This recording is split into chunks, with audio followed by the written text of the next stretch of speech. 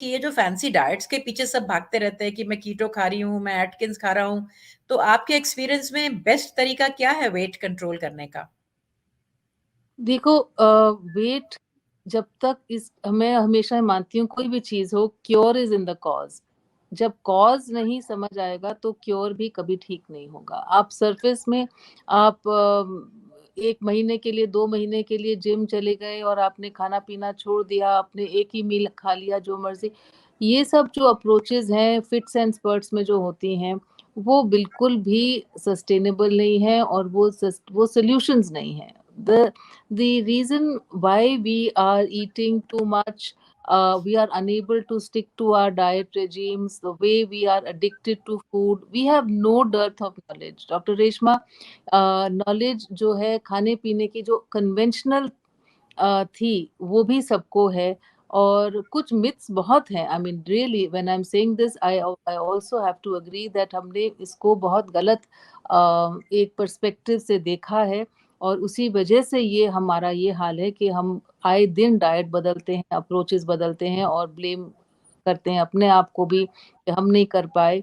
तो ये जो अ, वजह है, ये इसकी यही वजह है कि हमने इसको मोटापे को इक्वल कर दिया। अरे, हम फैट इक्वल्स फैट, जैसे हार्ट डिजीज है, कोलेस्ट्रॉल है, कोलेस्ट्रॉल से क्योंकि आपको डिपॉजिट्स दिखे आर्टरीज में, तो कोलेस्ट्रॉल और फैट आपका दुश्मन बन गया, चाहे वो मोटापा क्यों ना हो और हार्ट डिजीज। वो एक ओवर सिंप्लीफाइड अप्रोच है और वो फ्लॉड अप्रोच है।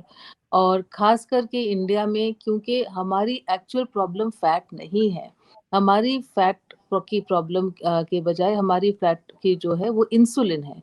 Our fat is insulin and over insulin resistance, too much insulin, and that really comes from not fats but carbohydrates.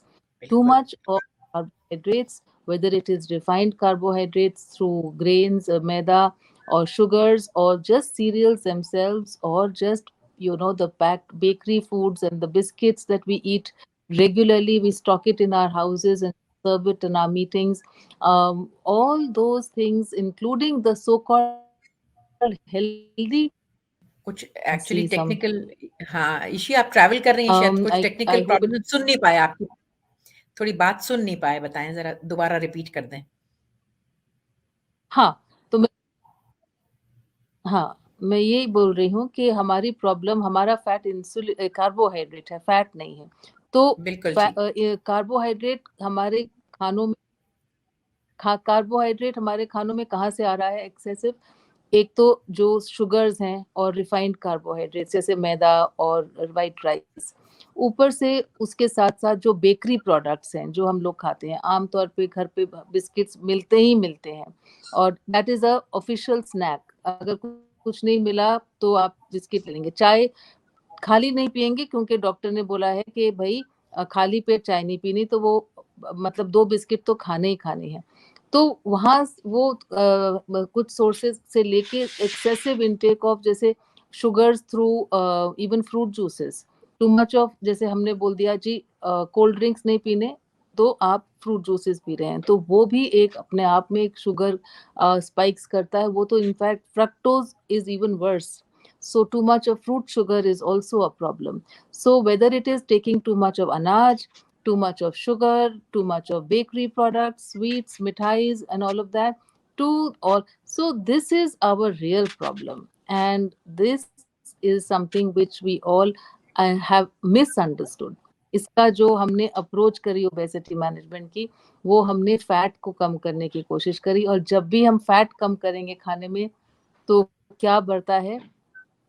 Carbohydrate बढ़ता है। तो वो कार्बोहाइड्रेट्स। दो फैट फूड लेके हमने ब्रेकफास्ट सीरियल्स शुरू कर दिए अपने, मतलब जो भी देखिए डब्बे लेके जा, म्यूसली, ग्रानोलाज, वो सब ग्रेन, और उसके साथ साथ हमने बहुत कुछ जूसेस हैं, गड़बड़ें करी हैं, और वो ही एकमात्र, अगर हम इसको समझ जाएंगे तो हम काफी अपनी ओबेसिटी और उससे रिलेटेड प्रॉब्लम्स का हल समझ सकते पाएंगे, मतलब वी नहीं, विल बी एबल। बिल्कुल